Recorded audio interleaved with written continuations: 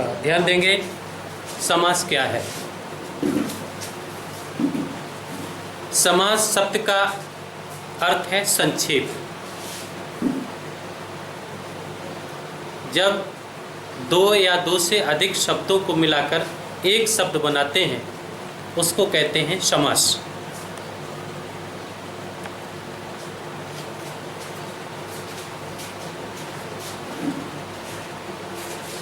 समास में किए गए पदों को समस्त पद कहते हैं। ठीक है। समास में दो पद होते हैं। पूर्व पद का मतलब पहला पद, उत्तर पद का मतलब बाद का पद। किसी समास में पहला पद प्रधान होता है, किसी समास में दूसरा पद प्रधान होता है, किसी समास में दोनों पद प्रधान होते हैं और किसी समास में कोई तीसरा पद प्रधान होता है। ठीक है। तो समास शब्द की परिभाषा है, समास शब्द का जो अर्थ है उसका अर्थ है संक्षेप।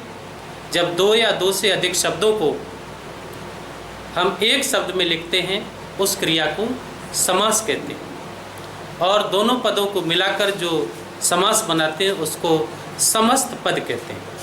समास में दो पद होते हैं, पूर्व पद यानी पहला पद, उत्तर पद बाद वाला पद। आप ध्यान देंगे, किसी समास में पहला पद प्रधान होता है, किसी समास में दूसरा पद प्रधान होता है, किसी समास में दोनों पद प्रधान होते हैं, किसी समास में न पहला न दूसरा न दोनों कोई तीसरा पद प्रधान होता है। ठीक है। समास 6 प्रकार के होते हैं। अव्ययी भाव, तत्पुरुष, कर्मधार, द्विगु, द्वंद्व और बहुब्री। अव्ययी भाव समास जिस समास में पूर्व पद यानी पहला पद प्रधान होता है उसे व्याकरण में अव्यय कहते हैं। किसी समास में जिस अव्ययी भाव समास में पहला पद प्रधान होता है उसको व्याकरण में अव्ययी समास कहते हैं। वह किसी विशेष अर्थ में प्रयुक्त होता है। जो पहला पद है वो किसी विशेष अर्थ में प्रधान होता है, वहाँ अव्ययी भाव समास होता है। अव्ययी भाव समास का क्रिया विशेषण के रूप में प्रयोग होता है, जैसे यथाशक्ति। यथाशक्ति का मतलब यथा धन शक्ति, शक्ति के अनुसार। प्रतिदिन, प्रतिधन दिन यानी दिन दिन। आजन्म, आधन जन्म, जन्म धन पर्यंत। अव्ययी भाव। दूसरा समास है तत्पुरुष समास। इस समास में दूसरा पद प्रधान होता है। तत्पुरुष समास में अव्ययी भाव में क्या देखा? पहला पद प्रधान होता है और व्याकरण में इसको अव्यय कहते हैं। तत्पुरुष समास में, इस समास में दूसरा पद प्रधान होता है और पहला शब्द गौड़ होता है। पहले शब्द के कारक चिन्ह का लोप करके दोनों शब्दों को मिला दिया जाता है। पहले शब्द का कारक चिन्ह जो होता है उसको लोप यानी छिपा करके उसको लिख दिया जाता है तत्पुरुष समास में। उदाहरण लें, जैसे राजमहल।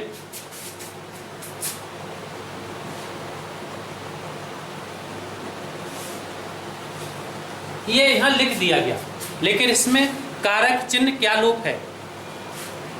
राजमहल का मतलब क्या हो गया? राजा का महल।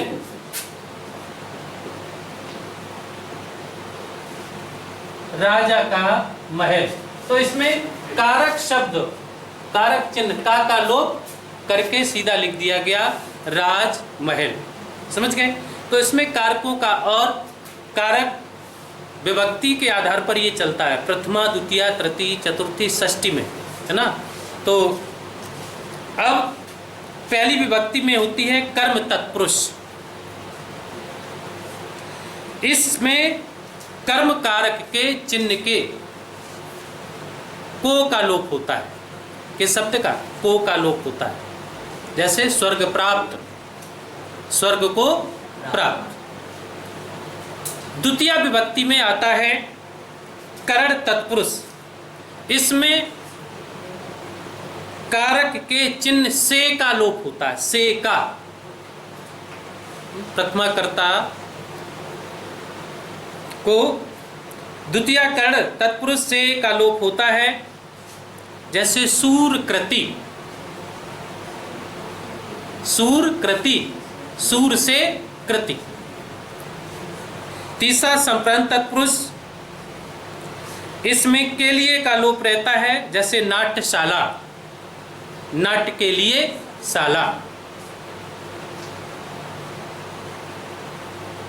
चतुर्थी में अपादान तत्पुरुष, इसमें से का लोप होता है, जैसे जन्मांध। क्या मतलब हुआ? जन्म से अंधा, से का लोप हुआ। तो ये तत्पुरुष समास में।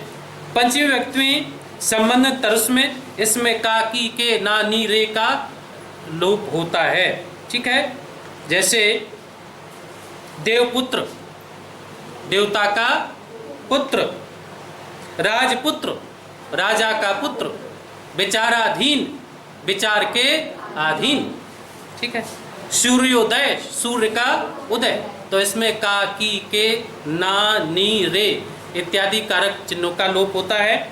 आगे आता है अधिकरण। इसमें में पर का लोप होता है। में पर का मतलब, जैसे नगरवास, नगरवास को कैसे, नगर में वास। ठीक है, इस प्रकार से। नंबर 2 तत्पुरुष समास। तीसरा है कर्मधार समास। इसमें विशेष या उपमान, उपमेय का समास होता है।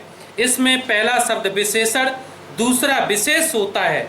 इसमें भी बाद वाले पद की प्रधानता होती है, जैसे नील कमल, नील कमल। तो बाद वाला प्रधान, बाद वाला शब्द प्रधान है। कमल, कमल कैसा है? नीला, विशेषता। कमल की विशेषता बता रही। कमल कैसा है? विशेषता। नील गगन, गगन कैसा है? नीला। समझ गए?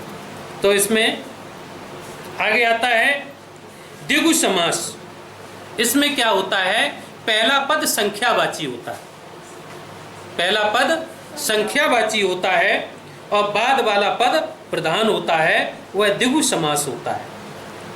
पहला पद संख्यावाची होता है और बाद वाला प्रधान होता है। जैसे अब सोचो संख्या कैसे आएगी? जैसे नव रत्न, नव में संख्या आई, कितनी संख्या आई? 9। नव रत्न अर्थ क्या हो गया? नव रतन। त्रिभुवन, 3 भवन। चौराहा, 4 रास्ते। त्रिनेत्र, 3 नेत्र, है ना? तो पहला पद संख्यावाची, दूसरा पद प्रधान होता है। आगे आता है द्वंद्व समास। जिस समास में सभी पदों का अर्थ प्रधान हो और विग्रह करने पर या अथवा का अर्थ निकलता हो, वह द्वंद्व समास होता है। द्वंद्व का मतलब समान, समानता। न कोई ऊपर है कोई नीचा है, जहाँ बराबरी है, द्वंद्व है आपस में। जैसे माता और पिता, आपने लिखा माता पिता, एक योजक चिन्ह लगा हुआ है। माता पिता, ये योजक चिन्ह को हटा देंगे तो क्या लिख देंगे? माता पिता। योजक चिन्ह हटके यहाँ आ जाएगा माता और पिता।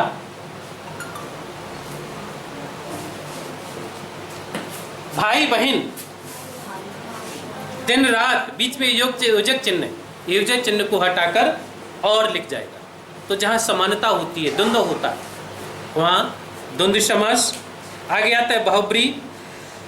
जहाँ सामासिक पदों को छोड़कर अन्य पद का अर्थ प्रदान होता है। जहाँ सामासिक पदों का अर्थ छोड़कर, न पहले पद का अर्थ न दूसरे पद का, इन दोनों को अर्थ छोड़कर तीसरे का अर्थ जो प्रधान होता है, समस्त पद विशेषण के रूप में प्रयोग होता है, वह बहुब्री समास होता है। जैसे दशानन, इसमें न पहला पद प्रधान है न दूसरा प्रधान है, तीसरे की तरफ जाएंगे, तीसरा पद। दशानन, दस माने दस, आनन माने मुख। 10 मुख किसके थे? अर्थात रावण। समझ गए? इस तरीके से त्रिनेत्र, 3 हैं जिसके नेत्र, किसके 3 नेत्र थे? शंकर जी के। चतुरानन, चतुर माने 4, आनन माने मुख, जिनके 4 मुख हैं वो कौन थे? हैं? ब्रह्मा जी। ठीक है, इस प्रकार से आपके ये समास हैं, इनको आप लिखेंगे और याद करेंगे। बहुत इसमें कुछ समासिक शब्द आपको दिए गए हैं, समासक विग्रह समास, इनको लिखेंगे कक्षा 9। और मुहावरे लोकोक्तियाँ, मुहावरे लोकोक्तियों को आप 2-2 पेज लिखेंगे। कक्षा 9 के भैया बहन 2 पेज मुहावरे लिखेंगे, 2 पेज लोकोक्तियों से लिखेंगे। उसके बाद आता है आपका संस्कृत व्याकरण। आज के लिए कक्षा 9 के भैया बहनों के लिए 10 के लिए इतना ही। इसको बंद करो।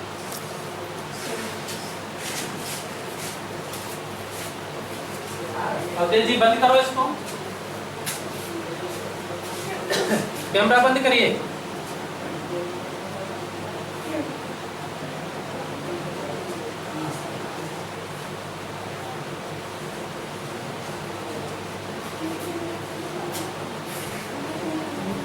बता दूं